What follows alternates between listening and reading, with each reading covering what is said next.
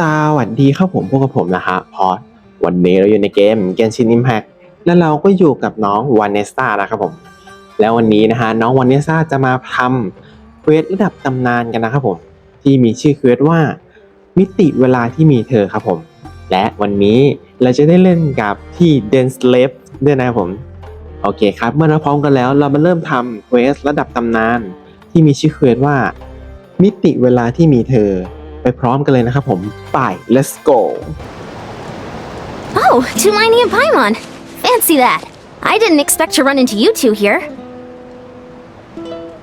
Oh hey, Coach Yan-san. What are you doing here all by yourself? Just so you know, Paimon didn't come here to train. Paimon's not looking to sign up for any diet plan or bodybuilding class right now. Alright, got it. But seriously, what do you take me for? Some coach from hell? I'd never force a student into something they didn't want to do. That being said, a little aerobic exercise would probably do you some good. You could take over my patrol for a while. That would count. Yeah, all jokes aside, you're right. I'm looking for some help. The Collective of Plenty is holding a bodybuilding competition soon, and so many people have been busy squeezing in their last-minute workouts that we've run out of staff for patrols. Oh, so you've stepped in to cover their work. But don't you have a last-minute workout to do too? I'm good. For one thing, I believe peak conditioning can only be achieved through consistent training over a long time span. Cramming in a workout at the last minute does next to nothing for you. But more pertinently, well, as you can probably imagine, I'm not able to compete in any of the most popular weight classes, and there's no real competition in my own weight class. Yeah, that makes sense.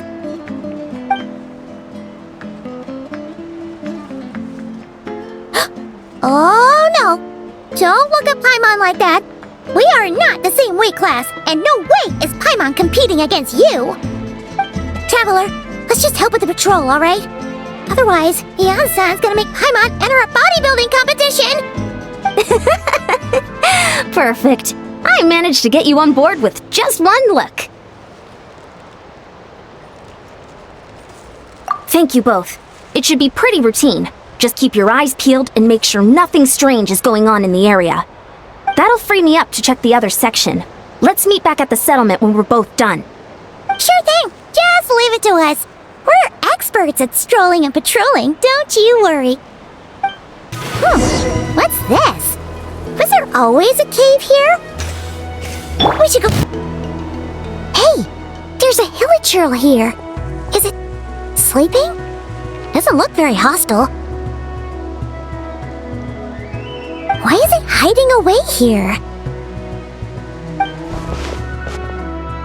Ah! You woke it up! Huh? It ran away! Oh, guess our reputation in Natland is more fearsome than we thought. Even hilichurls don't want to mess with us now.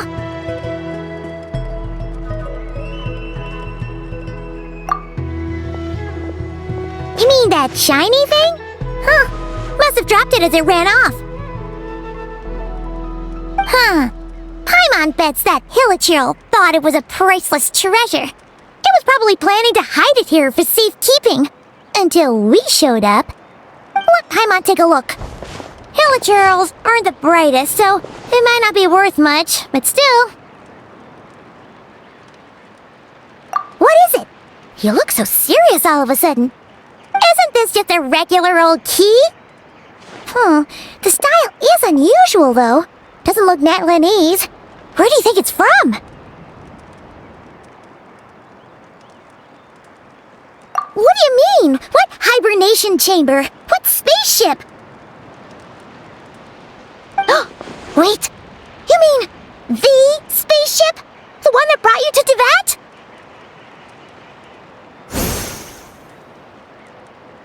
So, how did that key show up here? Are you sure you didn't just drop it?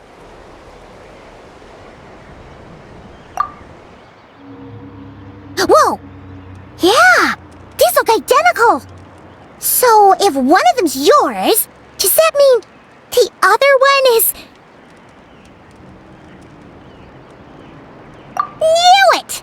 Huh! The keys to a spaceship! Huh! Somehow that really rams home the fact that you really are an actual alien. Wait, no. Descender. But anyway, now we know where it came from. The question is, how did it get here? The simplest explanation is that your sister lost her key somewhere not far from here. Then that Hilichurl found it and ducked into the nearest cave to hide it. If that's true, it means your sister was here recently.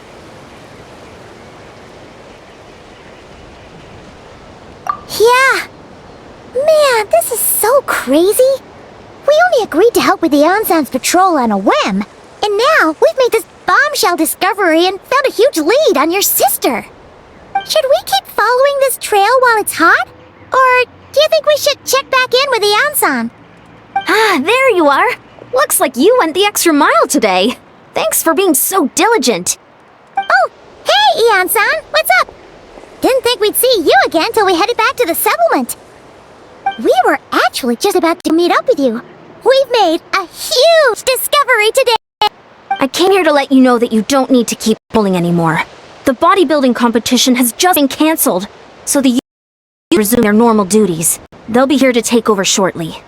Wait, cancelled? Why? What happened? The Abyss Order attacked. Huh?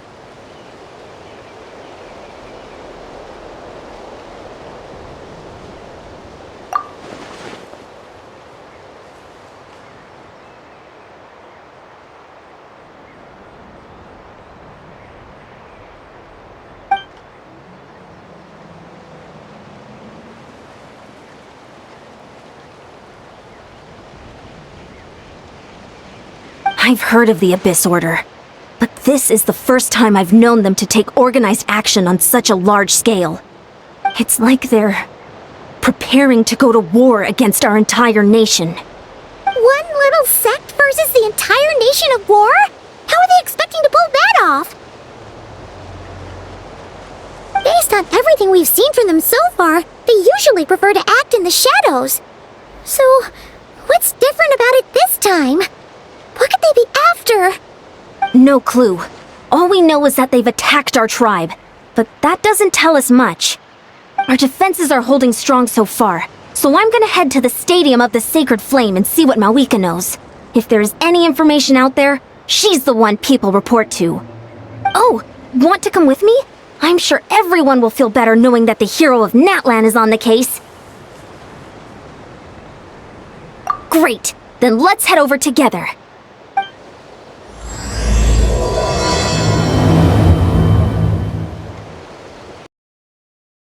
Malika! Oh? Great timing, Ian-san. I was just about to send someone for you. And it's good to see the travelers with you.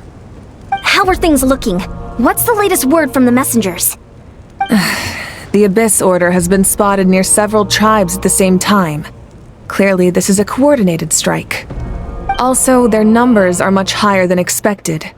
Their organization appears to have grown considerably, but because they're usually so secretive, this is the first we're learning of it. It sounds like they're throwing everything they have at us.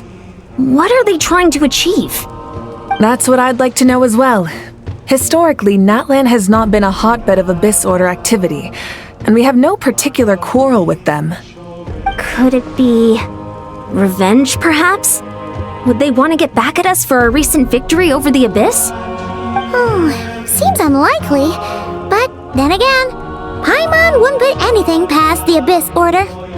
It's too early to say anything definite. For the time being, we should continue monitoring the situation. How are the battles going? Not too many casualties, hopefully? Well, even if they're committing all their forces to the fight, they're in for a tough time. Our brave warriors have just emerged victorious from an all-out fight against the Abyss itself. Yep, we have a whole nation's worth of seasoned veterans fighting for us.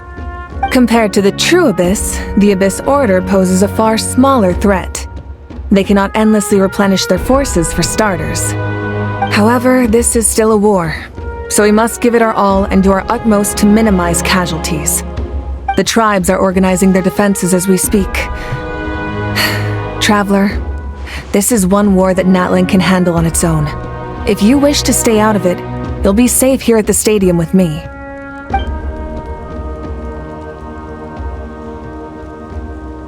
Oh? In what way?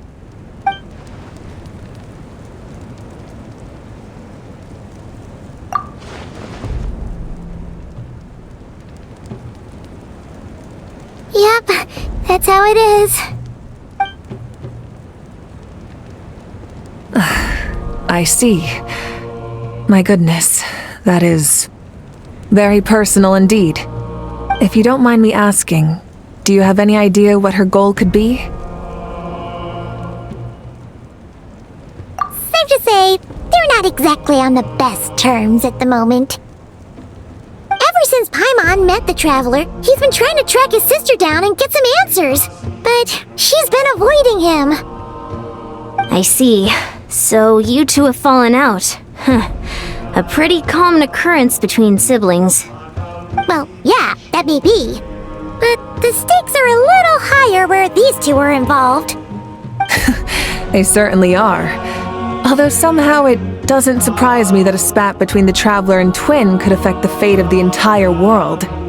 Just so I'm clear, you're still on Natlan's side, and you have no idea what your sibling is after. Is that right? Well, that's a relief. When you first mentioned your sibling, I was worried we were about to be thrust into an impossible position. Our reports say that the Abyss Order has focused most of their efforts against the Masters of the Nightwind. If you don't plan on staying here with me, I'd recommend going there to lend them a hand. I'll join you. Right now, the Collective of Plenty isn't facing a serious threat, so we should support the other tribes. Many thanks, you two. Anything you need, send word to me right away. Look, it's Eulalie! Huh, I wasn't expecting to see you here. Are you here to reinforce us? How are things looking? Mawika told us to come here. Oh, the situation must be pretty dire if it's managed to get Eulalie out of the house. Dire? No, I wouldn't go that far. It's mostly just irritating. I heard we're being hit the hardest out of all the tribes.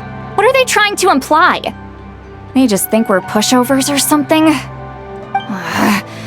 The more I thought about it, the angrier I got. I couldn't exactly concentrate on my novel after that, so... well, here I am. So, that's how they earned the ire of Granny Eatsley, huh? They call themselves the Abyss Order, yes? Ugh, so tasteless. It's exactly the kind of two-dimensional name a clueless writer picks because they don't trust the rest of their writing to persuade the reader of who the real villains are. Hey! She's saying your sister has poor taste. Wait, what? Are you saying his sister is a member of the Abyss Order? I only said that because I was mad, but maybe I went too far. Hey, let's save the chat for later. We've got some enemies incoming. Good. A much-needed chance to vent my frustration. Not a moment too soon. Things were getting awkward there. Luckily, I'll never have to find out just how badly the rest of that conversation was gonna go. You didn't have to say that last part out loud, Eulalie. Anyway, let's get 'em! Phew. Much better. That's more like it. Whew, impressive work, Granny Eatsley. If I'd known you were on the case already, I might have reconsidered whether your tribe really needed reinforcements. If anyone should be reconsidering, it's the Abyss Order. They picked the wrong target this time. Experience says that if we head in the direction they were attacking from, we should find their stronghold. Why don't we press our advantage and destroy their base? They won't know what hit them. Hey, was there a battle here just now? Need any help? The warriors from the Masters of the Nightwind are here! The battle against the Abyss is still fresh on our minds, so everyone's used to working together. Well, morale's high and everyone's here. Let's go take down that stronghold! This stronghold is neutralized. Good work, everyone. The Abyss Order's all bark and no bite. To be honest, this was anticlimactic. I was hoping for a personal apology at the very least, and ideally a whole speech acknowledging the superior might of the Masters of the Nightwind. Well, whatever. I'll just have to make up for it with some extra wine at the victory feast. With the stronghold cleared, this area should be safe for the time being. But still, something tells me we can't afford to let our guard down yet. Maybe it's just me, but an enemy under siege normally defends their stronghold at all costs. The fighting gets more and more intense right till the bitter end. But this time was different. With a few exceptions, most of the enemies here gave up and fled the moment that... well, I don't know, but it seemed like they sensed something. Huh? Not sure I follow. They did a tactical retreat, that's all. It's just a different strategy. I'm not convinced. Don't forget, they're radicals who chose to wage war on an entire nation. They don't do things in half measures. It seems out of character to cut their losses and run like that. So you're saying there's more to this than meets the eye? I'm saying we don't know enough to be sure of anything at this stage. So let's stay alert and keep our defenses at the ready.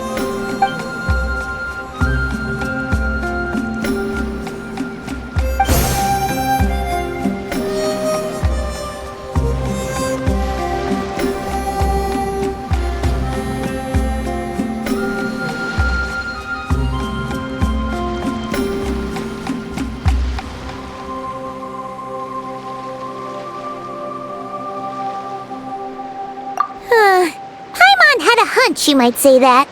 But you're right. If we can somehow use that key to track down your sibling, maybe we can end this war before things get serious. And maybe you can finally get some answers.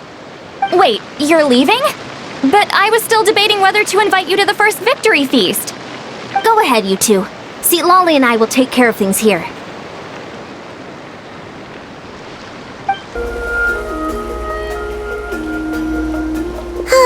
And we're back where we started. That Hilichurl probably found the key nearby, right? Let's look around for clues. There's no time to waste. The Ansan and Lolly are waiting for us.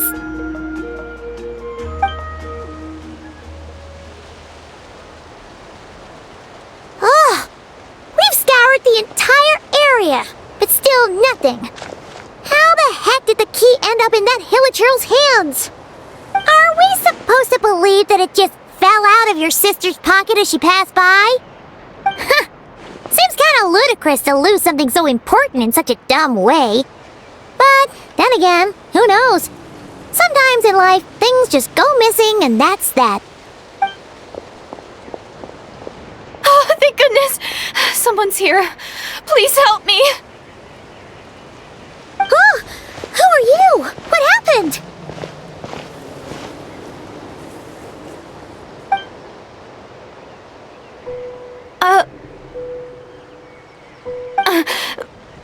No, now isn't the time. Please, you've got to help me. I'm being chased by monsters and I can't keep running. Can you do something? Yeah, where are they? Paimon doesn't see any monsters behind you. Huh? I'm sorry, I don't quite understand. They're almost here. This really isn't the time to be joking around. We're not. We're completely serious. We don't see any monsters. But how? Ugh, there's no time. They're coming. We gotta run.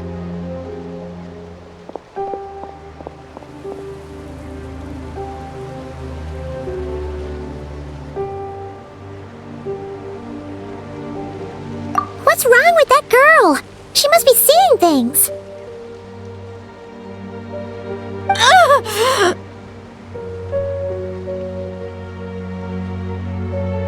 Oh no! It looks like something really hit her! Maybe she was right! Quick, let's see if she's okay! What's wrong? Are you hurt? What was that? monsters! They're right there! You need to get out of here, it's too dangerous!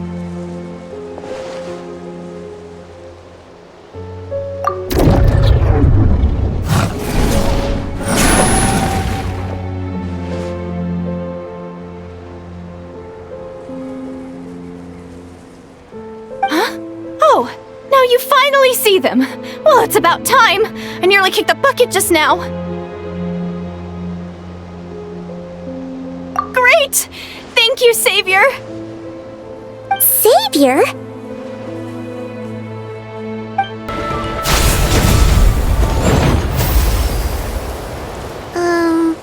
You done?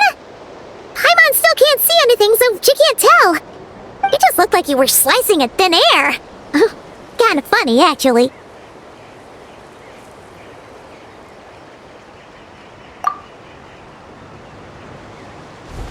Oh, really?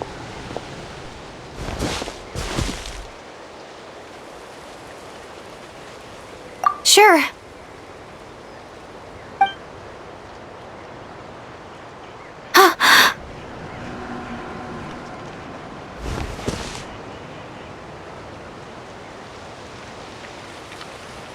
It's nothing.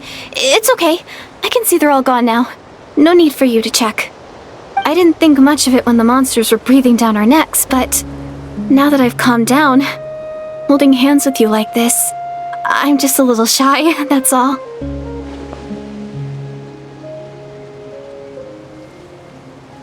Huh? Have you never shaken hands with someone before? You sure get flustered easily. Well, anyway, I haven't had the chance to introduce myself yet. I'm Deirdith. Thanks for, saving me just now. I'm really grateful for your help. No worries. Paimon's Paimon, and this is the Traveler. With him around, you'll be safe from any monsters. As long as they're visible. So, what was the deal with those monsters just now, anyway? Your guess is as good as mine. I could see them the whole time, so when you said you couldn't, I thought you were making fun of me. Whoa! That must have been scary! The idea that we'd stand by and laugh while some poor girl was being hunted down by monsters?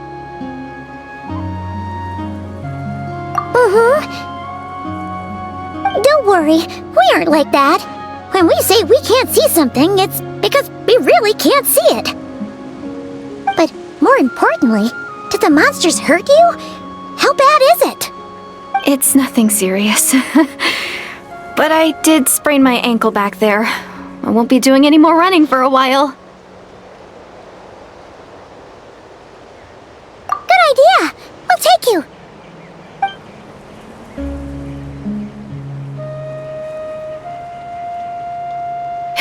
Thank you so much. Despite getting injured, I still feel much safer with you around. I'm gonna stay here until I heal up. Don't want to risk running into any more monsters. Yeah! You already took a big enough risk coming out here all on your own. So, where are you from, Deirdith? A small village, far away from here. I walked for what seemed like forever and lost my way, so... yeah, I have no idea where I am anymore. Maybe all these trials and tribulations are part of the journey. No one said finding the Savior is gonna be easy. Huh. That's the second time you called the Traveler a savior. What's all that about? Oh, sorry.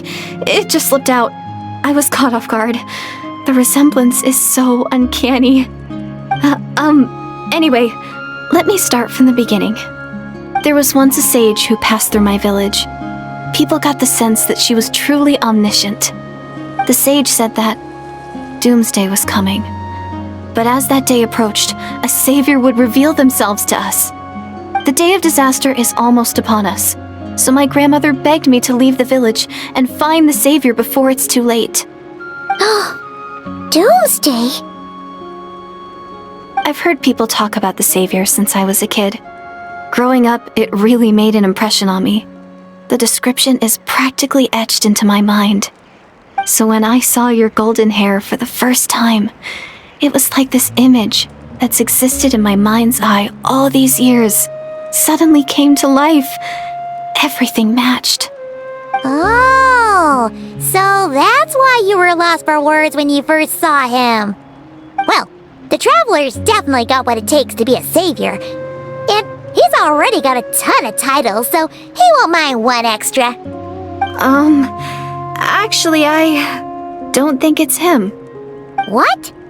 But didn't you say that everything matched? Everything except the gender. The savior was described as a young woman. Oh, for goodness sake. There are gender requirements to be a savior? Really?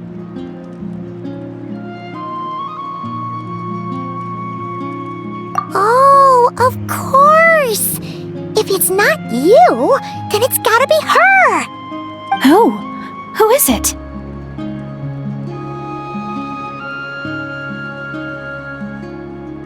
You have a sister? Well, then that's it! Oh, it's her! It has to be! Oh, thank goodness! Please, can you take me to see her?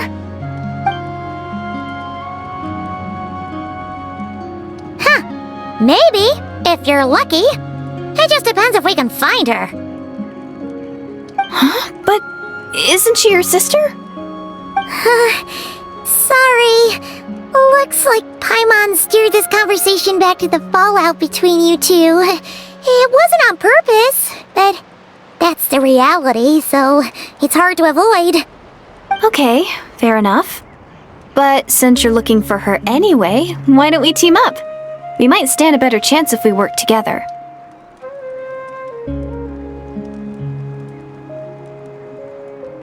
Yes, everyone says that the disaster is inevitable. But the Savior will rescue us all from our pain and suffering. I've always dreamed of meeting the Savior. Do you really buy this whole doomsday thing? Seems kind of far-fetched.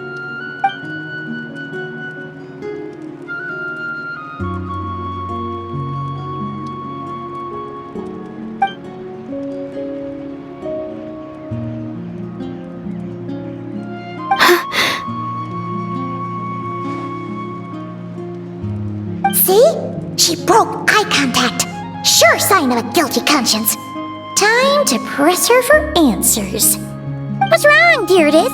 Something's clearly bothering you. You want to tell us what's going through your mind? Oh, I just, how should I put it? The Traveler looks just like the savior of my dreams. And it's not every day that the savior of your dreams swoops in and saves the day in your moment of crisis. So I'm just a little overwhelmed, that's all. 3 seconds of unbroken eye contact is the limit. I don't think my mind and body can handle any more than that. What do you mean, limit? What happens after 3 seconds?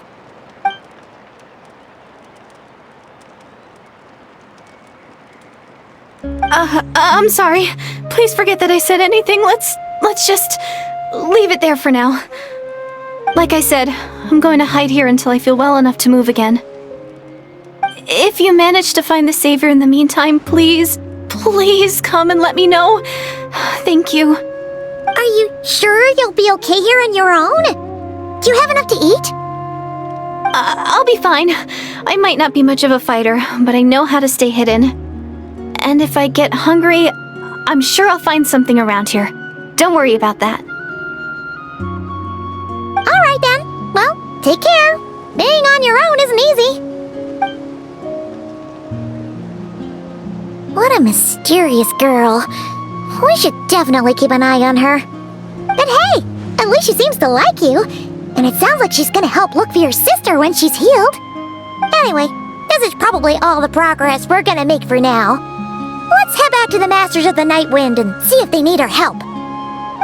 Oh, you're back! How did it go? Find anything? Nothing substantial, unfortunately. But we had the weirdest experience. So I take it that the war's still on?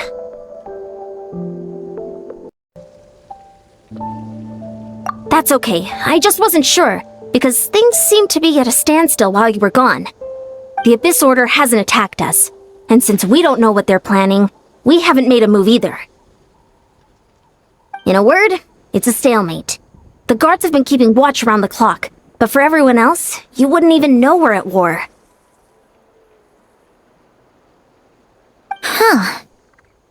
Really makes you wonder what the Abyss Order's thinking. I was wondering, Traveler, if you have the time, could you go and pay a visit to the guards? They've been working a pretty demanding schedule.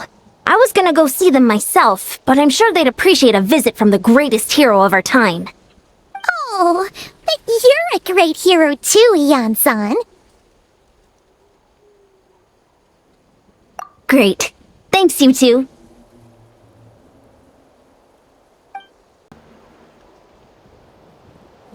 Wow! Tumaini, our hero. We've actually fought together before. You probably don't remember it, though. You do? Then it's truly an honor to serve alongside you once more. Thank you for standing guard this whole time. It's all good. Honestly, it's not been that much work. Haven't heard a peep from the enemy. Nothing that would indicate an impending attack. I've spotted a bunch of Abyss Order operatives, but they weren't acting hostile, just hanging around. There were even moments when they seemed to be meditating. At least, that's what it looked like to me. Maybe it's part of their religion or something. Out of an abundance of caution, I asked some shamans from the tribe to take a look and see if there was anything nefarious at work. But they didn't sense anything untoward, so we just put it down to religious ceremony and left them to it. Interesting. Well, the more time they spend meditating, the less time they spend trying to beat us to a pulp.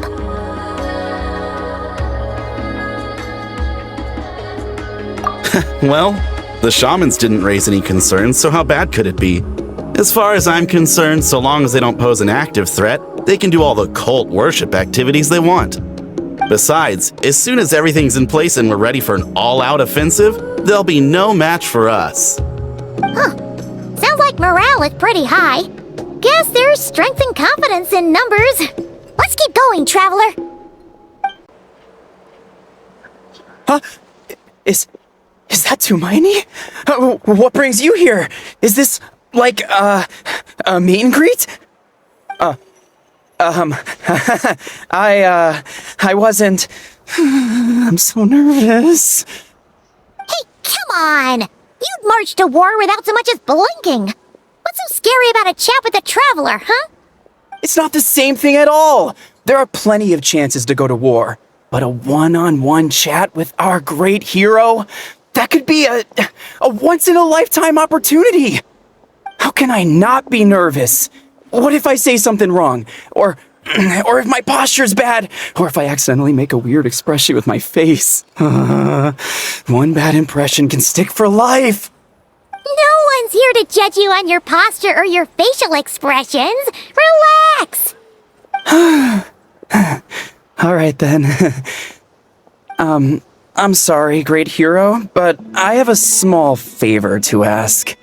Let Paimon guess. An autograph, right? That's easy. May I challenge you to a fight? What? How can you be so audacious and so sheepish at the same time? Paimon's starting to think your nervousness is all just an act. No, of course not. I just figured that if I don't ask now, I'll regret it for the rest of my life. But I am still on patrol, so please, Great Paimon, if you wouldn't mind taking over for me for just a few minutes? Again with the sheepish audacity. Just pick one or the other, will you?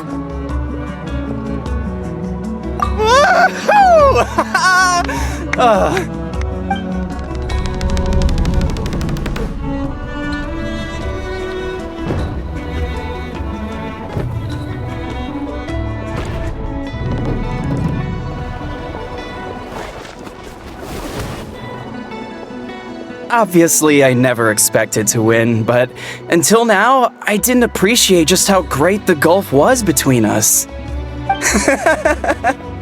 I'll be bragging about the day I got to spar with Hermione for the rest of my life. Today's really my lucky day. Oh, Paimon can't keep up with you. Well, some people connect through conversation, but we warriors bond by sparring. And now that I've had a bout with the hero, we're no longer strangers. Nothing to be nervous about anymore. Okay. Well, to each their own. But Paimon's still gonna stick to conversation. Not at all. We haven't spotted any new enemy movements. As Paimon expected, nothing here either. Let's do another lap and get back to Ian-san.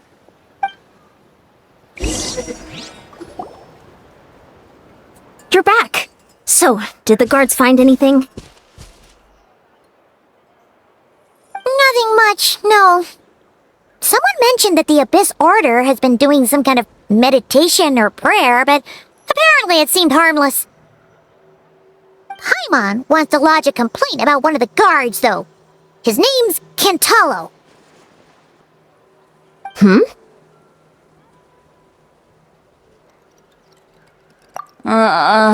Traveler?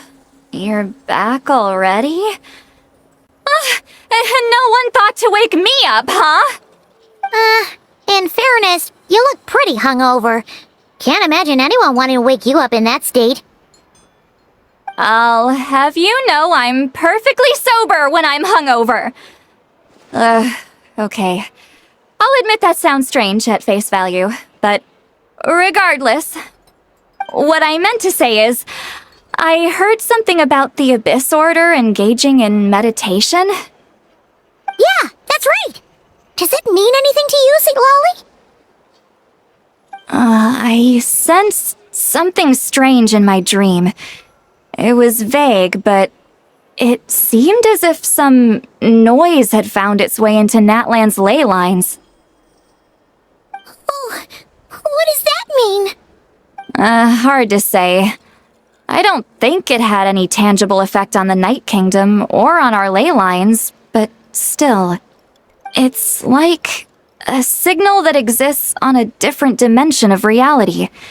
It might not interfere with ours or pose any detectable risk, but I just get the sense that something strange is going on. Oh. So even someone as familiar with the ley lines as you can't tell what's going on. No wonder the shamans that Satura called to the front lines couldn't sense anything. Ian-san, I think we should go talk to the chiefs. There's no point dragging this out. We need to take the initiative and drive the Abyss Order out of Natlan for good. If that's the Council of Granny Eatsley, I'm sure the chiefs will agree. But it will still take us some time to gather the required force. In war, adequate planning and preparation is the key to victory. Sure, but the finer details aren't my concern. Anyway, I'll leave you to it.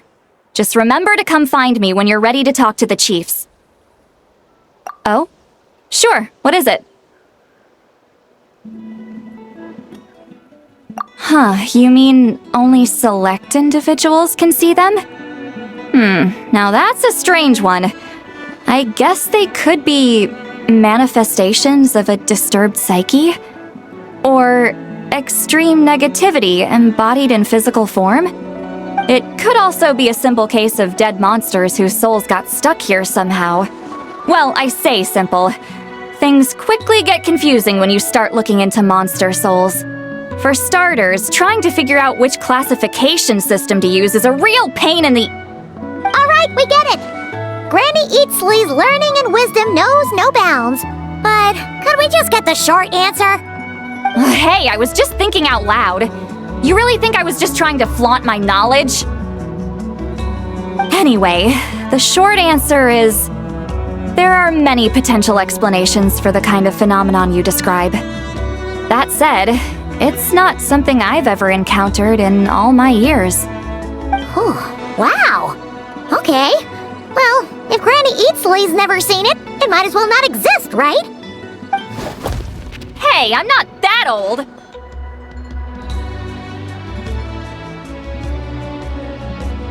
Care to elaborate on what happened?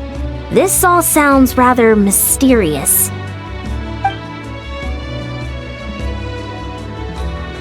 Really? You had to hold her hand to see the monsters? That sounds a little contrived. Huh? That's the part that bothers you? Maybe the point is more that it requires direct physical contact, whether that be hand-holding or otherwise. But that's neither here nor there. What bothers me is, it sounds like she's convinced that your sibling, the leader of the Abyss Order, is a savior. That really makes me question whose side this girl is on, and whether what she told you about her background is actually the truth. Sorry if that comes across as paranoid. It's just hard not to be suspicious of everything when we're in the middle of a war. Actually, Paimon feels like you make a fair point. Whoever this girl is, she sounds like bad news. Okay, well, you're clearly just jumping to conclusions.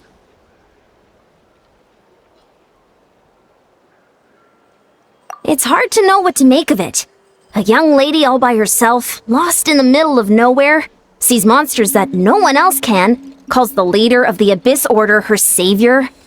At the very least, we should remain vigilant. Keep a close watch on her. Sounds sensible. On that note, we probably shouldn't have left her by herself in that cave. Traveler, we still need some time to muster our forces. Maybe you could check on her if you're not busy. Just be careful.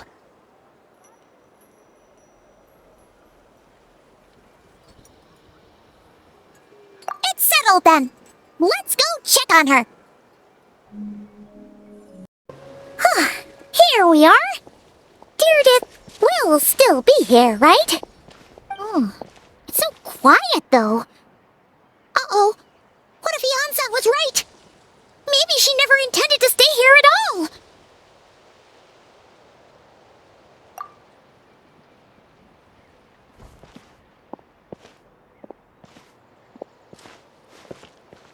Traveler, watch out!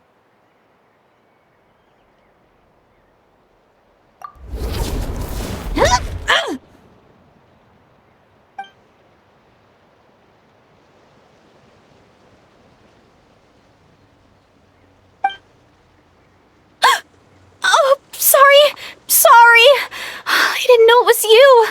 I heard a noise and I thought it was the monsters coming to get me. Did I hurt you? Oh, I'm so sorry. I wasn't thinking straight. Phew. That was scary. Paimon thought we'd walked into a trap. Maybe we shouldn't have sneaked in without announcing it. Then you would have known we weren't monsters. To be honest, I've been really on edge since you left. I just have this constant feeling that any second, the monsters are gonna come back and get me. And it's not like I can run from them. There's also no way to cook here. It's good you got back when you did. Another hour and a half and you probably would have found me starved to death. That's weirdly precise. Though, it does explain why your attack on the Traveler was so weak. Wait, if you really thought you were gonna starve or get killed by monsters, why'd you promise that you'd be okay here on your own? I just didn't want to lose face in front of my hero. He already saved my life once. That's more than enough. I just don't want to come across as a constant burden. Huh. For someone on the brink of starvation, you're pretty preoccupied with your image. What's the real reason? What? That is the real reason. I'm kind of bearing my soul here, you know?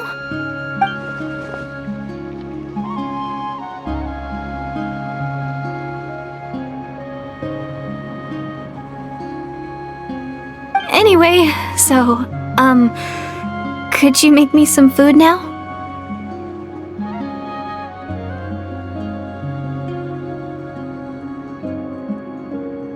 Oh, Paimon's getting hungry now too.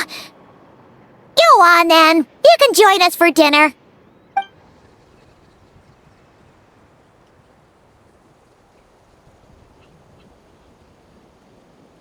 Whew. I am so full. Thanks for saving me, again. Starvation feels like a distant memory now.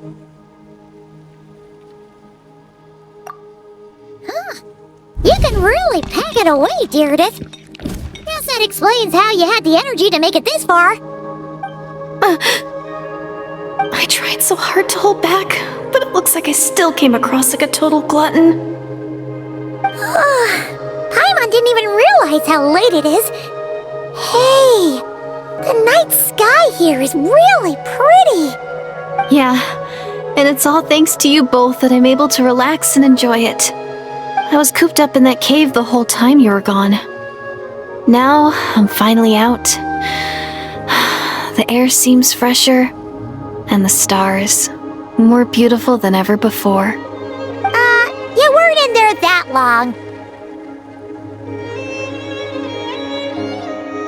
When I was young, I used to lie on the roof of my house, gazing up at the stars. And often, my mind would drift to this question. Is this starry sky actually real?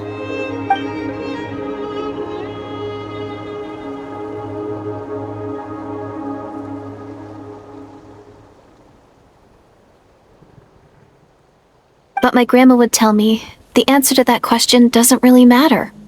Think of all the people in our village who spend their entire lives here, she'd say. To them, that little village is their whole world. And so, if it's our destiny to live beneath this sky all our lives, then whatever may or may not lie beyond, this is our world. And that sky is real to us. Paimon kinda gets you, but also not really. Is it kind of like how journeying with the traveler is everything to Paimon right now?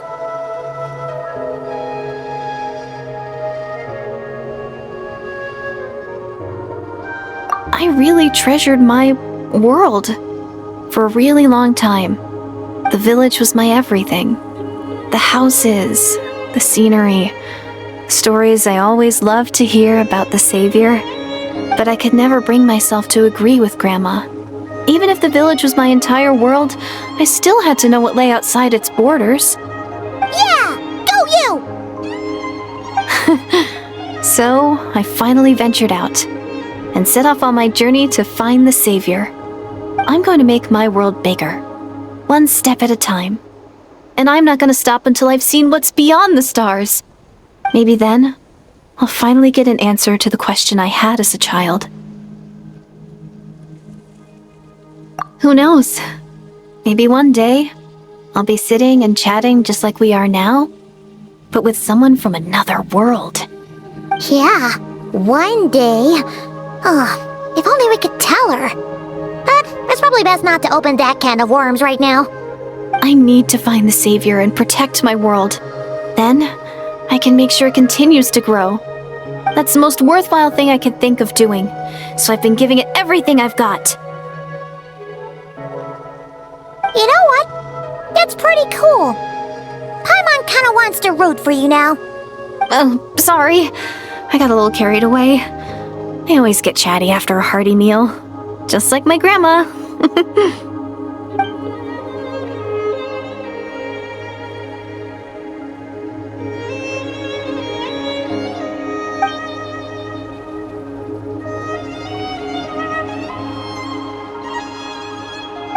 Hold on. Shh.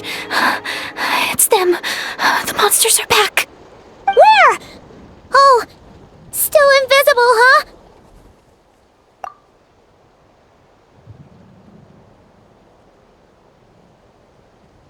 Can you see them now?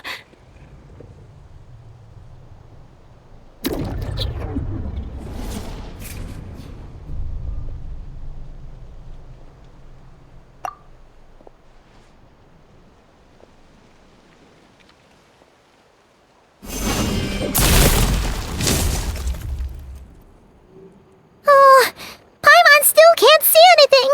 But please, be careful. Huh?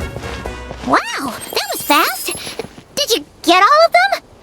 Oh, Paimon's slowly but surely getting used to the sight of you fighting thin air. You doing all right, Deirdre?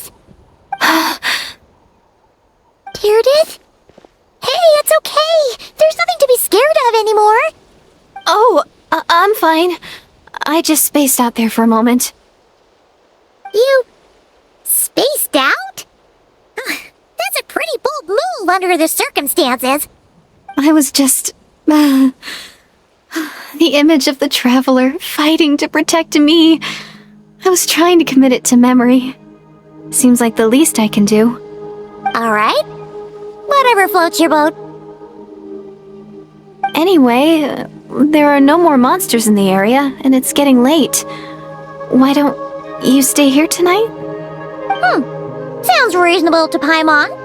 What do you think, traveler?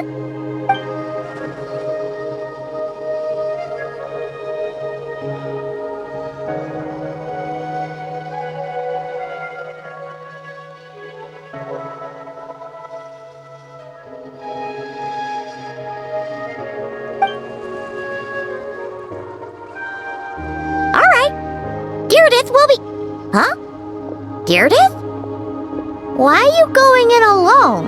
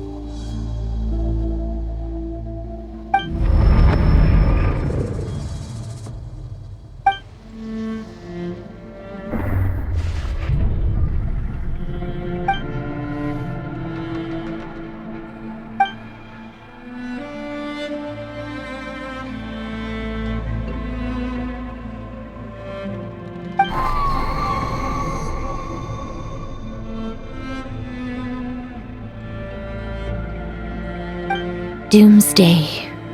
A fitting name indeed.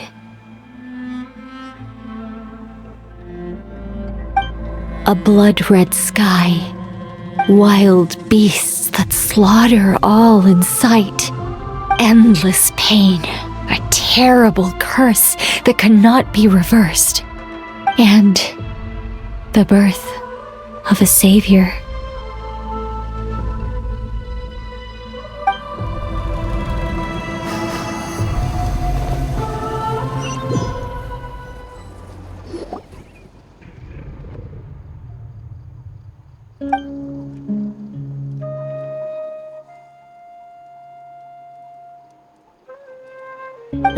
You're awake!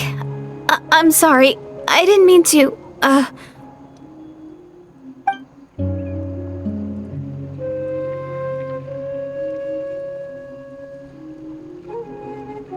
You just look quite distressed, like you were having a nightmare. I thought if I took your hand into mine, you might find it soothing. At least, that's what my family always did when I had nightmares. But it didn't seem to work on you. In fact, I think I made it even worse. I'm so sorry. Oh, is that right? You better not be trying to pull a fast one on the traveler. What? Don't be so... I have more self-control than that. Self-control? What does that have to do with it?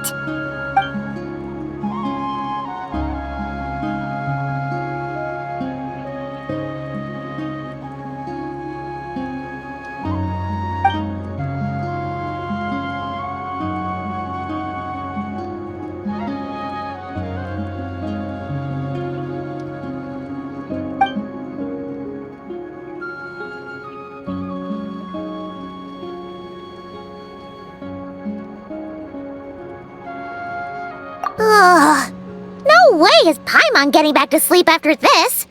You go ahead. But for the rest of the night, Paimon is staying up to keep an eye on this young lady. Oh, do I really seem that shady to you?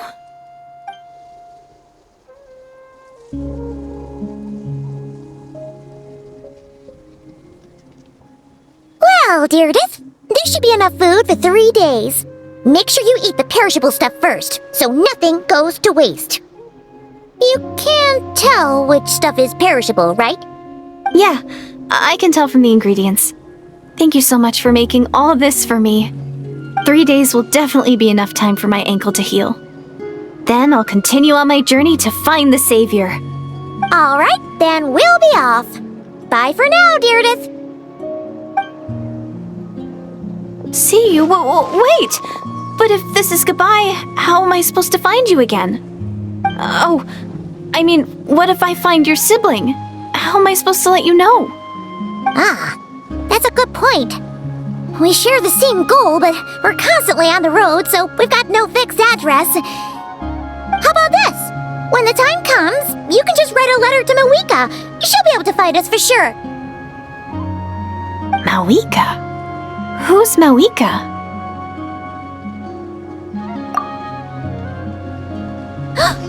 It's the Abyss Order! They're here! But it doesn't look like they're marching to war. More like they're running away? Where? What are you talking about? A bunch of Abyss Order thugs! You don't see them? They're heading right this way! That's strange. I guess it's my turn to not be able to see the monsters.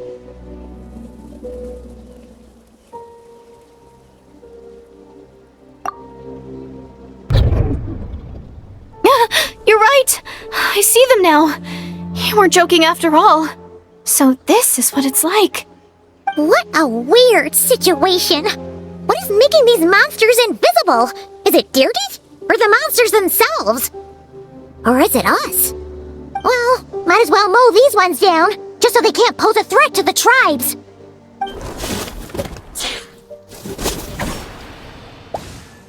Woohoo! All done! Their morale seems super low. Guess they really were on the run, huh? So, there's no more of them, right? I still can't wrap my mind around this. Why couldn't I see them until you took my hand?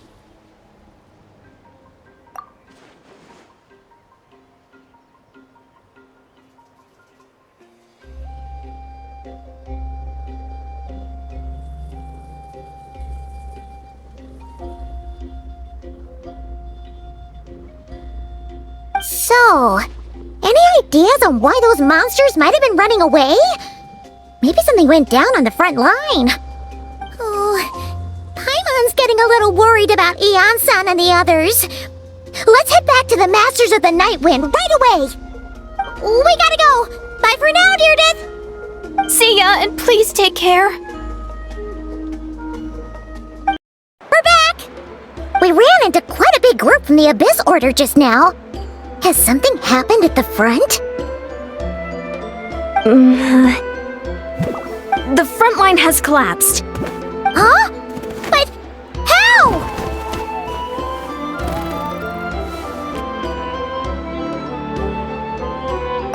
No, relax. Their front line has collapsed, not ours. Oh, feels like you could have phrased that more clearly at the start. But this is good news, right? Why'd you still look so serious? No, we're still mustering troops, nowhere near ready to go on the offensive. So at first, I was also confused about what exactly happened out there. But just now, I got the full story from a guard who was on the scene. He watched the enemy lines crumble in real time. What did he see? One person, just a single individual. They stormed the enemy lines and attacked with a vengeance, cutting them down like paper dolls. They wielded an unknown power and fought with a sword style that no one recognized. The guard who relayed this to me said that before he even had time to react, the enemy was decimated. I'm only recounting what I heard, and I'm sure the guard in question must be exaggerating to some extent. But still, we have to identify this person. And assuming they're a neutral party, we'll need to figure out how to engage with them. Clearly they're a force to be reckoned with, so we don't want to come across as too weak or too hostile. It's quite a diplomatic conundrum. need to sweat it, Ian-san. From your description, we're already pretty confident that we know this person. Honestly, with the Abyss Order acting out so publicly, it's about time he showed up.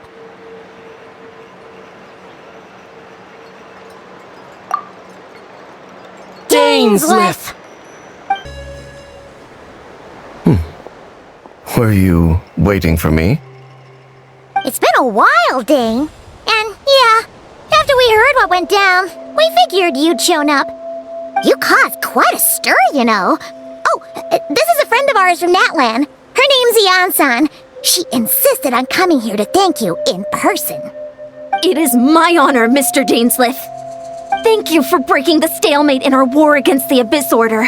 Natlan is fortunate to share a common enemy with such a mighty warrior as yourself. Oh, no need to thank me.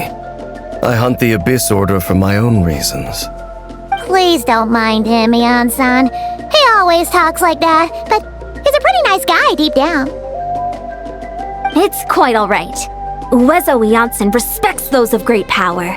It's quite clear that he meant no offense, and I am still delighted to make his acquaintance. Anyway, since you're old friends, I'll leave you to catch up for now. Take your time. Sure thing. You probably have plenty of other stuff to do anyway, right? Since this war isn't exactly over. See you later, Ian-san!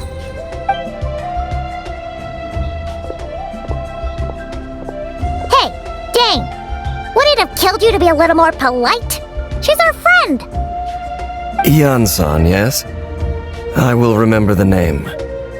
But I will not invest more emotion than is necessary when dealing with the citizens of the Seven. It is a matter of principle for me. Ugh, so stubborn. But whatever. So anyway, Dane, do you have any new info about the Abyss Order for us? Any idea what they're trying to achieve with this war, for example? Never before have I seen the Abyss Order take action on such a large scale. Taken at face value, it seems highly illogical. In a war with the Natlanese, the odds are stacked firmly against them. They surely cannot be unaware of this. Their true goal must be a deeper one. We thought so too. But it sounds like you're no closer to learning what that goal is than we are. I've been on the case for some time. Even captured and interrogated several Abyss Order members. Yet still, I am none the wiser. I can only assume they have gone to great lengths to keep their real operations a secret. I have a bad feeling about this. The Abyss Order is wasting a lot of its forces attacking Natlan. So whatever they stand to gain must hold enormous value to them. What do you think we should do? Since we lack actionable intelligence, for now we might as well continue to focus on the fighting. Leave them to their secret plots. If they're so willing to sacrifice manpower for it, I intend to make that sacrifice greater and more painful than they ever could have anticipated. If we use this opportunity correctly, I believe we can eliminate the vast majority of the Abyss Order's forces. They'll never be able to mount such a large campaign ever again. That outcome is well worth our time.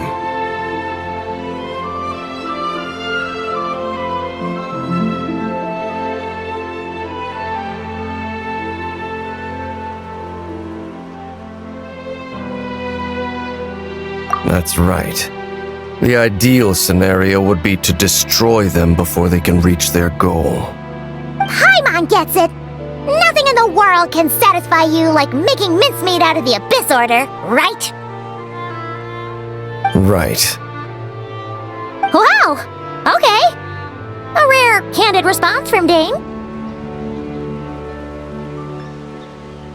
What about you? Any news to share from your end? Well, actually, we found his sister's hibernation chamber key near the Collective of Plenty. She must have lost it. So she's here in person. Unsurprising, given the scale of this operation.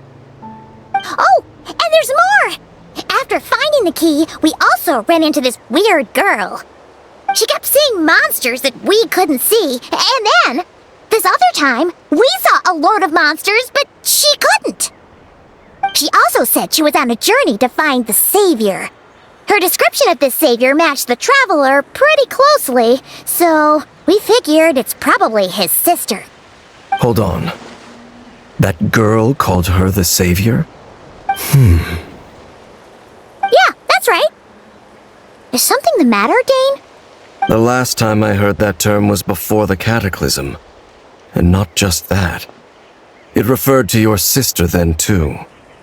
But who would still believe in the myth of the Savior when the Cataclysm has already taken place? It makes no sense.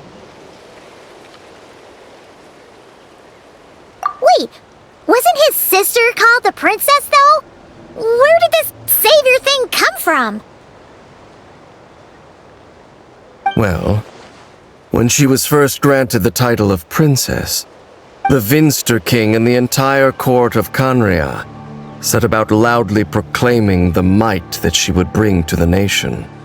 They made it sound as if, with her there, all pain and suffering would be washed away, and the future of Canria would be brighter than anyone could imagine.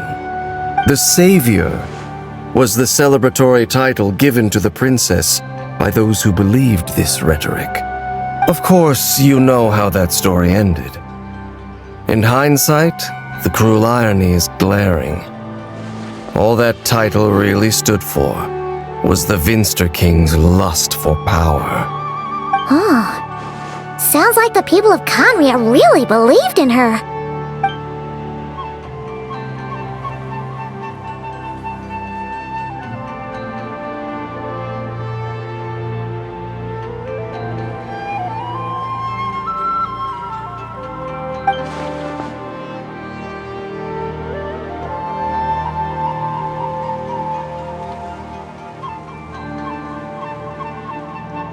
As for the girl you met, allow me to offer some speculation. I suspect she is descended from pure-blood Canrians afflicted with the curse of immortality.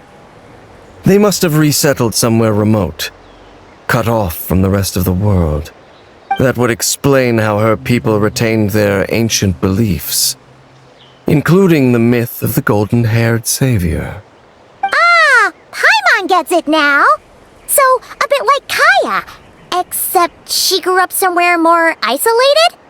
Still, that doesn't explain the invisible monster situation. If she can't provide us with any more valuable intelligence, I suggest we shift our attention back to the Abyss Order. Sure. Also, why don't you stay with us at the Masters of the Night Wind for tonight? You must be tired after all that fighting today. I will consider it. But we must discuss our next steps first thing tomorrow morning. We can't give the Abyss Order any time to regroup.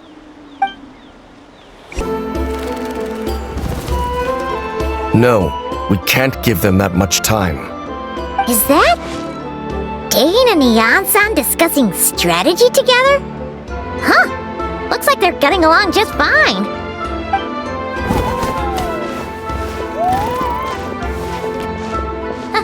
Morning! What are you guys talking about? You're here. I have some good news to share with you. We just got word from the Scions of the Canopy. Their intelligence has reported that they've discovered the Abyss Order's headquarters in Natlan. After their front lines dissolved, the bulk of their forces fell back to that area. It's also where their central command is located. The location? The Cinder City. Cinder City, huh? That tracks. Seems like their kind of place. Hey, this is great! This could be our chance to crush the Abyss Order once and for all! And with any luck, maybe we'll find your sister there too. Yep, our army is almost ready, and we've sent a message to Malwika to let her know the plan. We can't really launch an operation this big without the okay from the Archon. I beg to differ. This is wasting time. You have the intel you need, so act on it. Every second you delay only increases the Abyss Order's odds of survival. I've already explained my reasoning, Mr. Dainsleif. I understand your concern, but an immediate strike is not on the cards for us. Very well. Then I will go there alone.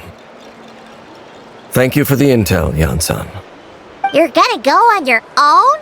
Come on, be sensible. Just wait a tiny bit longer and you'll have a whole army going with you. It's all right. I support your decision, Mr. Dainsleif. Huh? Shouldn't you be talking sense into him? I admire his courage, and I believe he is strong enough to take on the Abyss Order on his own. And even if things don't go to plan, he just needs to bide his time until we arrive with reinforcements. Mr. Dainsleif, I wish you the very best of luck. Thank you. Looks like he's waiting for you to say something, Traveler.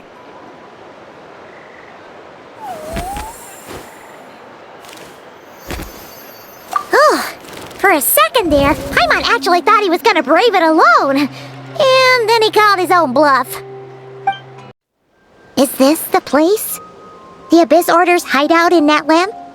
All these years, the Abyss Order has managed to either stay hidden or fiercely defend their position. This may be the first chance I've ever had to finally make a serious dent in their forces. Which reminds me, once the fighting starts, I can't promise I'll be able to have your back at a moment's notice. But if you run into any Abyss-powered mechanisms, feel free to leave them to me. I'll take care of them when I can. It's been so long since we fought with Dane side by side. Paimon's confident we can clear this place out long before Eon-san arrives. And if you get to meet your sister again, even better. Let's go!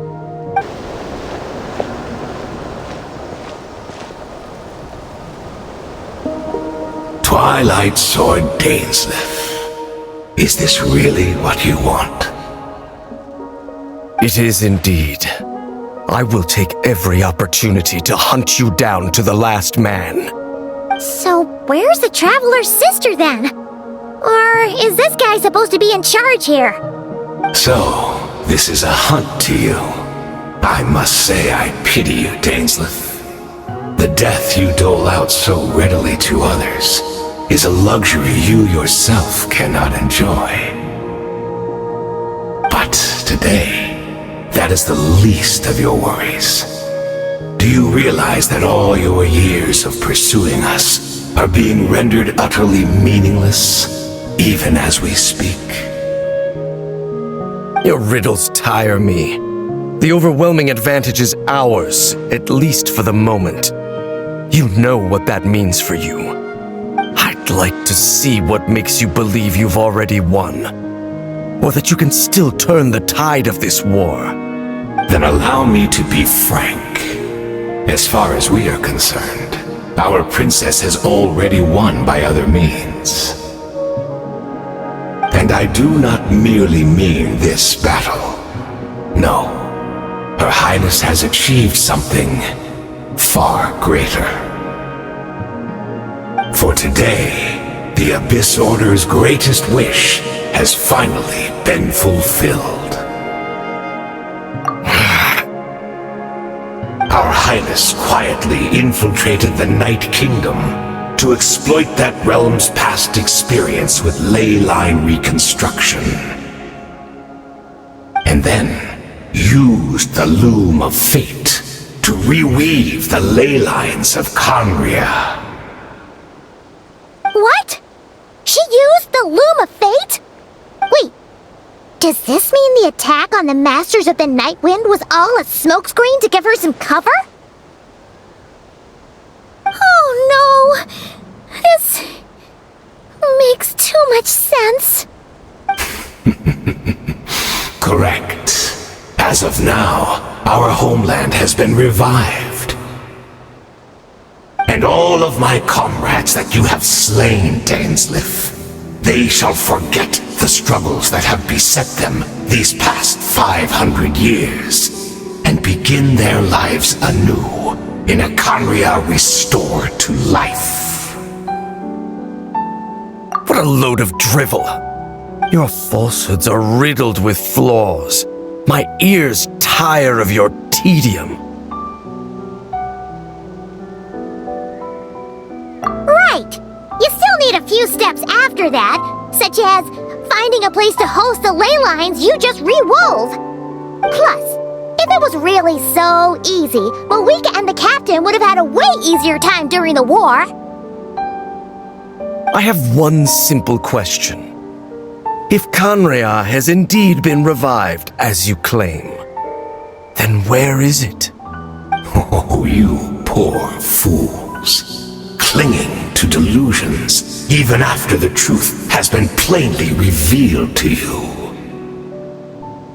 Think back on the past few days. Have you truly not noticed anything amiss since the start of the war?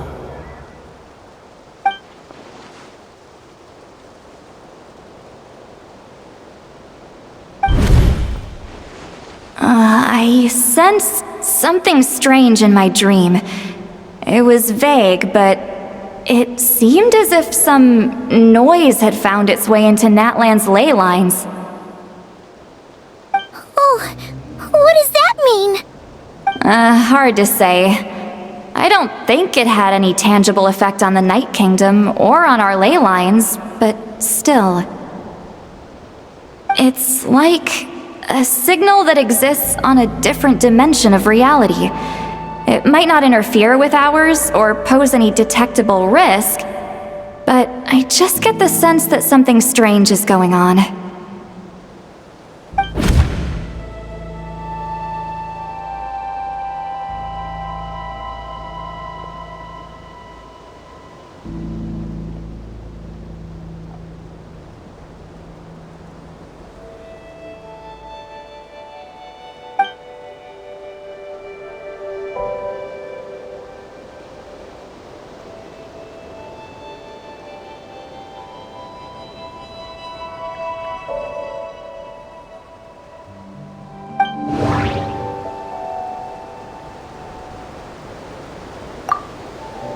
I couldn't see the monsters that Diridith could see, and she couldn't see the ones I could.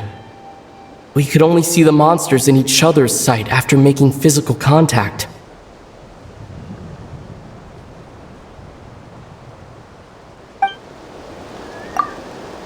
According to a guard stationed near the Masters of the Nightwind, many members of the Abyss Order were seen idling around during the lull in the conflict, even settling down to meditate. Wait, could they have been doing that to help the Loom of Fate weave new ley lines? But still, that's just a theory, and it also doesn't tell me anything about whether they succeeded. According to a guard stationed near the Masters of the Nightwind, many members of the Abyss Order were seen idling around during the lull in the conflict, even settling down to meditate.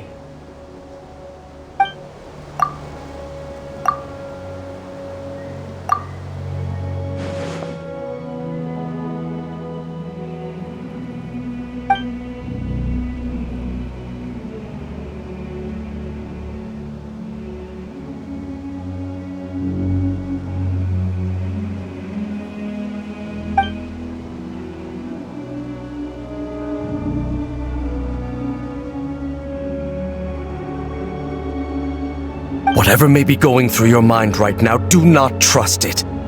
I urge you not to believe his lies. The notion that Kanrea has been revived is preposterous. Unless I see it with my own eyes, I refuse to entertain it.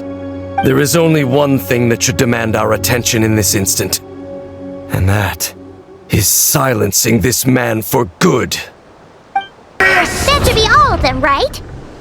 So, we've destroyed the Abyss Order's headquarters in Natlan, but somehow, that didn't feel satisfying at all. Are you still thinking about what that guy said? You look really worried.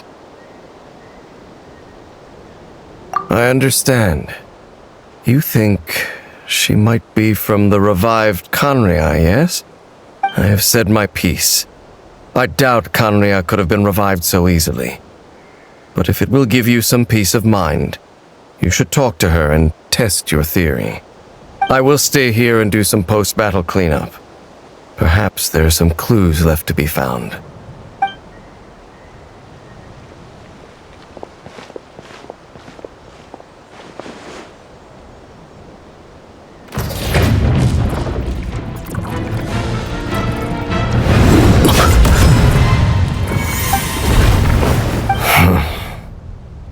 I thought your voice and attitude seemed familiar.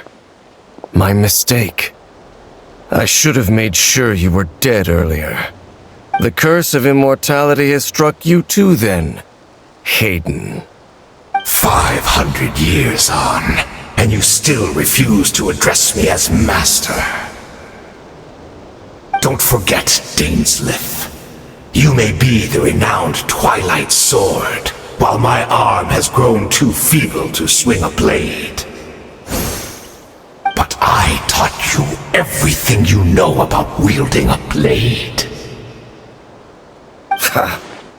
Your arrogance and malice cost you all of my respect long ago. Be that as it may, under the circumstances, I see no further reason for us to fight. The curse of immortality means neither of us has a way to completely destroy the other. Speak for yourself. I intend to kill you 100 times over.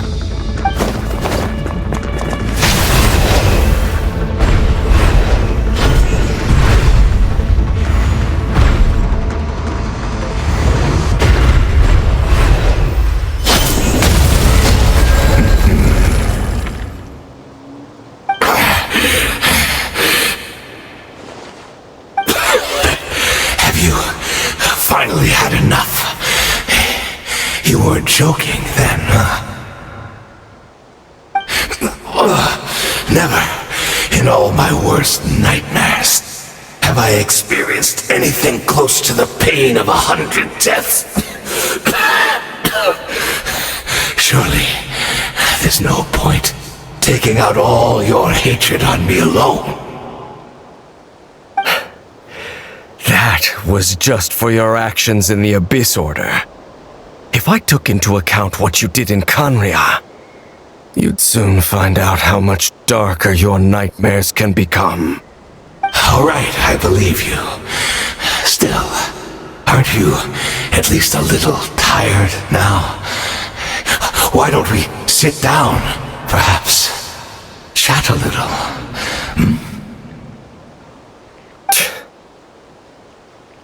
What? Not a fan of reminiscing about old times? Well, I suppose you don't have many fond memories to look back on. I never thought you'd side with the Abyss Order, Hayden. You could have easily blamed the princess for her betrayal. Indeed. When the cataclysm first struck, everyone prayed for the Savior to deliver them. But she was nowhere to be found. Yes, we knew that the great abyssal power within her had been divided up. Yet we still despaired at her choice to leave us. Still, I believe that everything she's doing now, including her regret over what happened, comes from a genuine place in her heart. And besides, who else can we place our faith in? We are proud Conrians, are we not? I mean, we can hardly turn to the gods. I suppose you have changed a lot over the past 500 years. Otherwise, I'd have never expected you to forgive her. Had you been so generous during your time at the Knight Academy as my instructor in Black Serpent blade work, I might not have come to loathe you so much. Is that so? All All my good deeds were clearly in the spirit of the Academy's code of chivalry. Yet I received corporal punishment for being restless and brash. And as much as it pains me to bring up his name, even my co-student, Sir Taloji, was prosecuted for following the spirit of knighthood. He even lost limbs over it. There's little point in discussing it now, of course. But all of this was your doing, wasn't it, Hayden? You wore a mask of benevolence as you viciously suppressed the next generation of knights, all to bolster your own position and reputation. What? Too cowardly to admit it? Oh, I'm sorry, Dainsleif. I would apologize to you for those actions, truly. But the fact is, I honestly can't remember them anymore. Look at me. Look at what has become of me. Only by the Abyss's grace have I managed to maintain this physical form. But as for the rest, memories, spirit, emotions, personality, they have long become eroded, fragmented beyond recognition. Even if mine was a past steeped in sin or in shame I once longed to hide, I would wish to remember it. Without my history, I fear I will become another person entirely. I would like to apologize for any misdeeds that are mine. So please, tell me everything. Tell me about the Khanria we once called a home. No wonder your personality struck me as different. Memories are indeed a crucial part of a person's identity. So, the Khanria we once called home.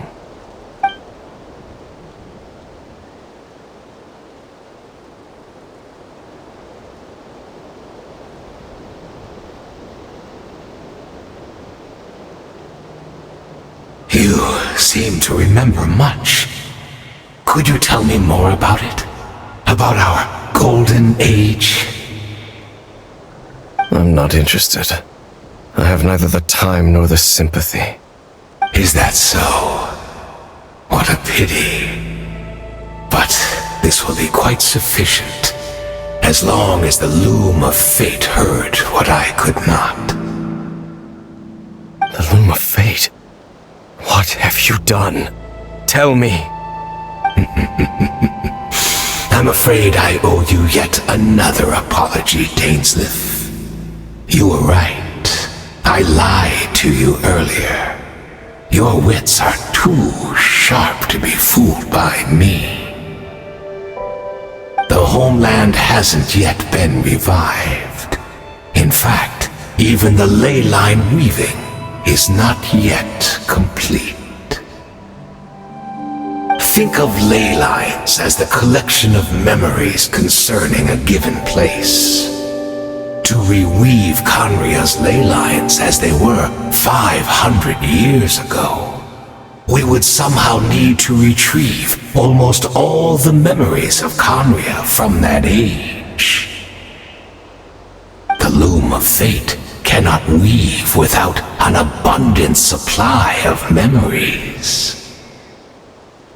And so, we relied on everyone in the Abyss Order to provide what they could, even though fragments are all that remain in most cases. The more we all share, the more that can be restored. So the loom of fate is running as we speak. And the so-called meditation your members have been performing. Its purpose was to supply the loom with memories, wasn't it? Indeed. We are people in exile, stranded 500 years in the future. will weave our homeland anew and bring the nation of our dreams back into the real world. Ah, what a glorious undertaking! What a shame it had to take this long. After 500 years, most of our memories have faded, and a world woven from broken memories shall itself be broken. So that's where I'm supposed to come in? You look for assistance from your mortal enemy, who has sworn to hunt you down? Precisely, for you possess a ring left to you by your elder brother, which continuously resets your body's condition. Of course, your memories are susceptible to erosion just like ours. But of all Conrians who remain, you are sure to remember the most. We had to obtain the memories in your mind, whatever the price, even if it meant sacrificing our entire army as bait. So this was your true goal? To lure me here, guide me into a state of meditation, and access my memories. So be it. A few of my fading memories for your entire army? That strikes me as a fair trade. I appreciate your generosity. You're gambling everything you have on the loom of fate. This could be a costly mistake for you in the long run. Perhaps, but that is the gamble our Highness has chosen to make. And thanks to you, the loom of fate has now finished weaving the ley lines. New Conria is complete! Enough about your beloved leader. You said you would pay any price for my memories, did you not? In that case, prepare to be slain another 100 times for your deception. I hope it was worth it.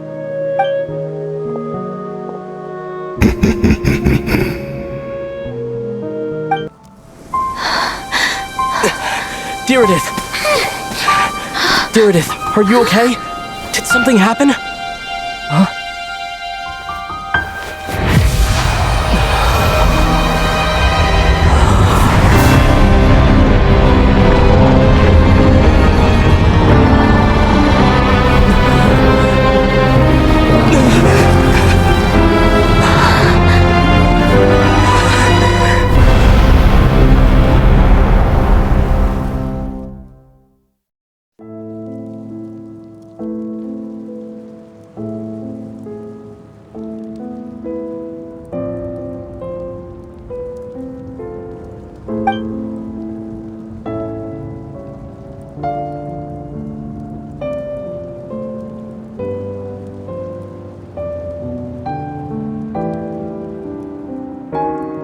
We're not from the same world, are we? No. I come from your future. Wait, but that's great! That means the world isn't going to end. In that case, tell me, what happens to Conria? What happens to my homeland?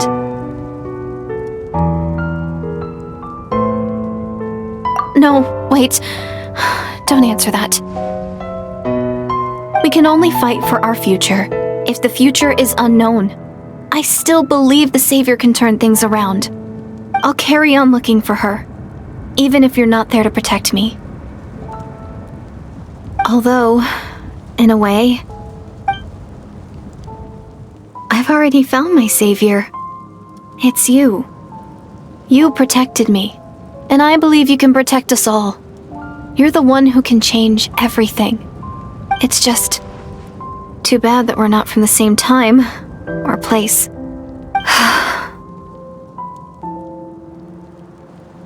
Oh, one last thing before I forget. I know how much you want to find your sister. Surely she must be desperate to find you too. So, is there anything you can give me as a memento?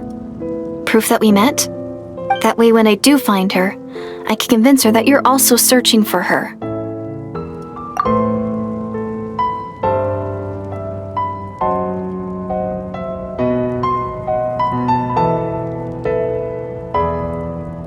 Huh? What is it?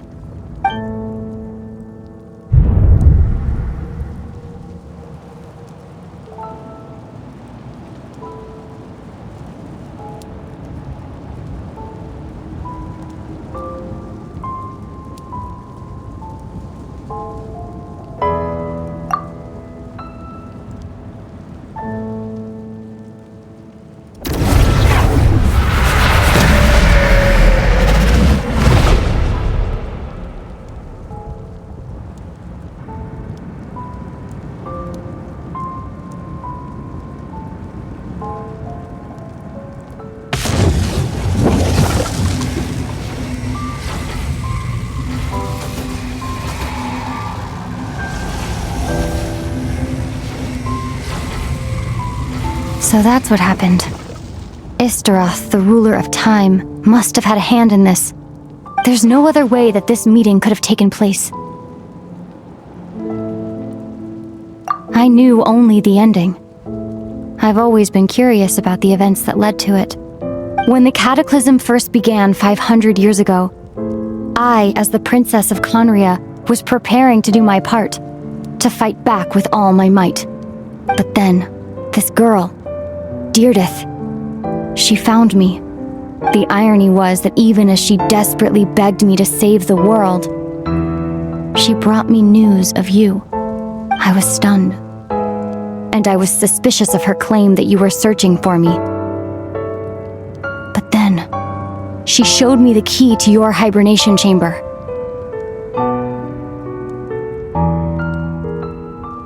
We'd been separated ever since I awakened in Tevat. I searched the whole planet and found no trace of you anywhere. And then, she brought me that news at the worst possible moment. I was faced with an extremely difficult decision. I desperately wanted to see you again. But Conria was in equally desperate need of my help. I knew that no matter what I chose, I'd regret my decision for the rest of my days. So I steeled myself against the guilt and made my decision. I went to see you.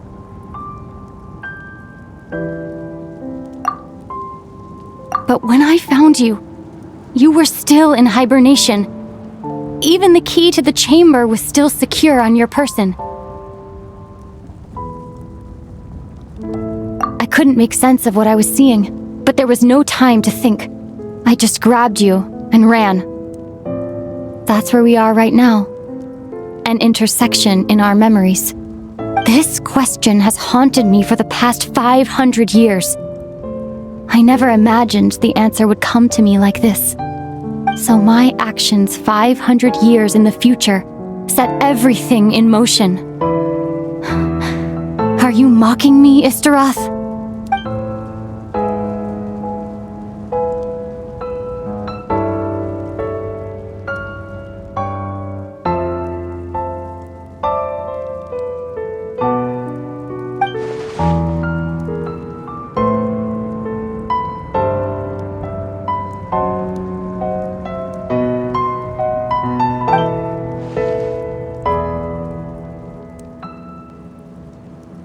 Not yet, but I've taken a very important step.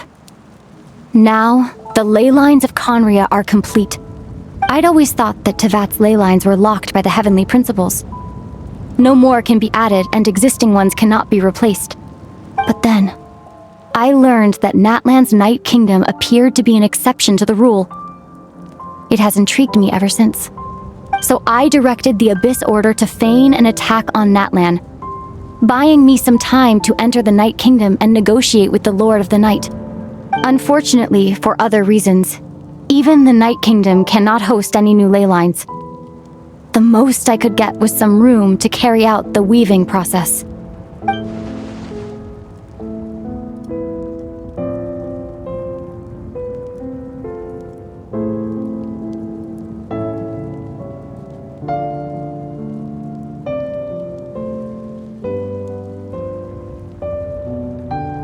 still, I received the Lord of the Night's permission and activated the Loom of Fate. Using an Intivat as the base, I was able to grow a realm based on the Conria of 500 years ago, superimposing it over present-day Natlan space-time. That superimposition is what allowed you and Deirdith to cross paths.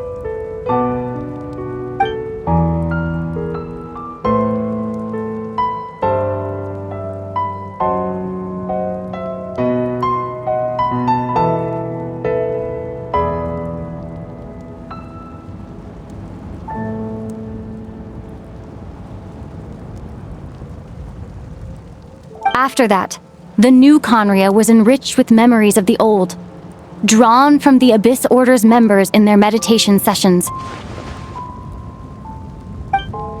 With those memories as raw materials, and the superimposed realm as a template, the Loom of Fate finally finished its work. What I now hold in my hand is the Atlas of the New World. This is the product of the Loom of Fate, holding within it the entire network of New Conria's ley lines. With this, the nation once known as Conria can rise again.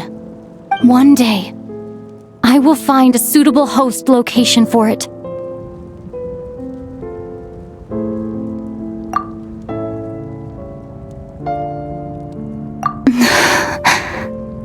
When I first arrived in Conria 500 years ago, my memory was completely blank. It was only after I had served as their princess for many years that I slowly began to remember everything, including you.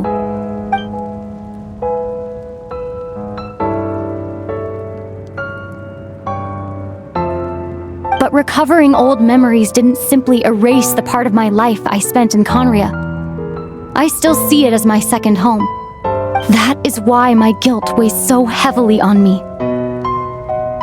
But even so, that only constitutes part of my motive. More importantly, if I wish to speak with the heavenly principles as an equal, I will need the might of an entire world behind me.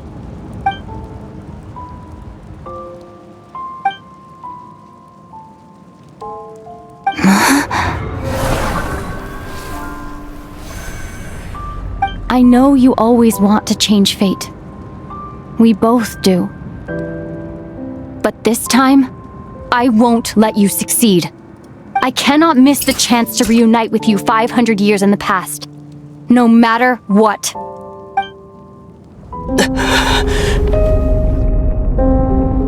I don't know why, but the way you're talking, it just doesn't sound like you at all. Lumine, this whole thing, your plan, what does it have to do with us?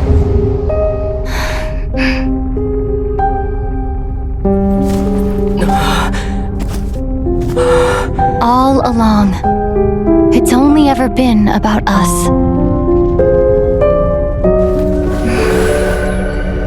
Goodbye, Ether. We will begin anew at the end of your journey.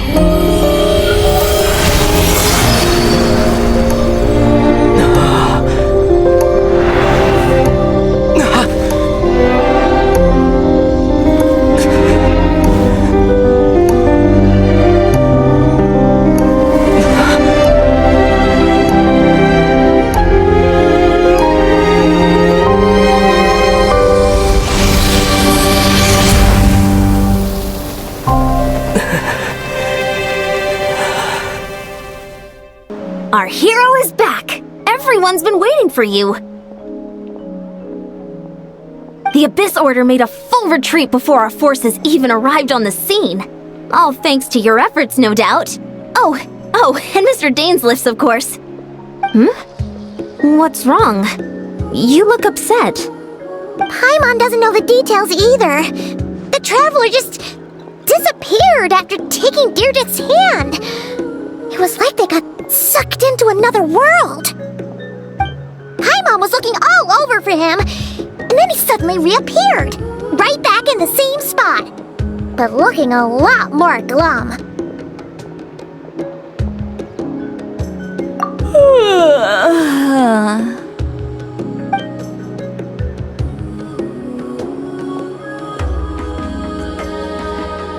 I think I got the gist of what happened.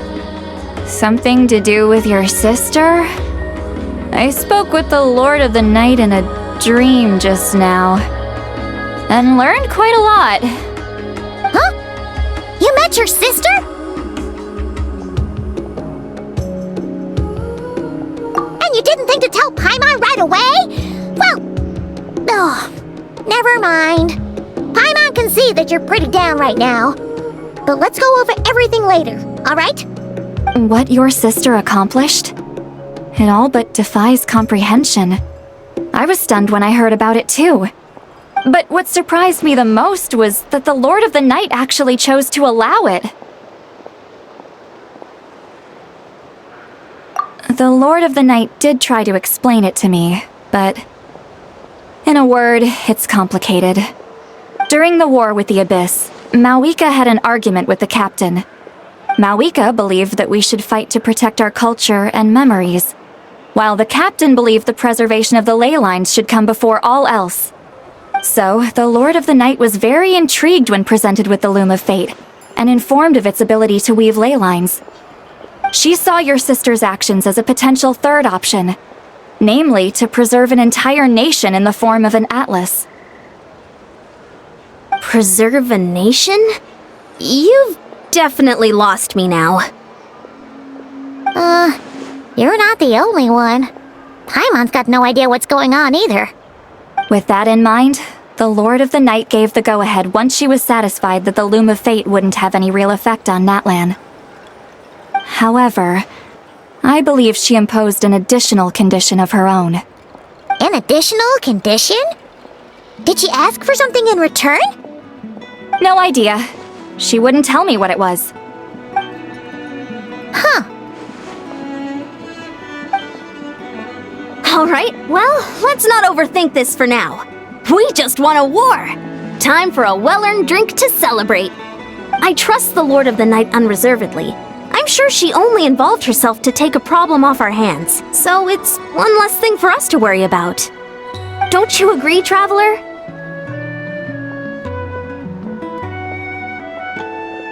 Come on, let's head back to the Collective of Plenty. Oh, Veressa should be there too. We'll treat you to a real feast.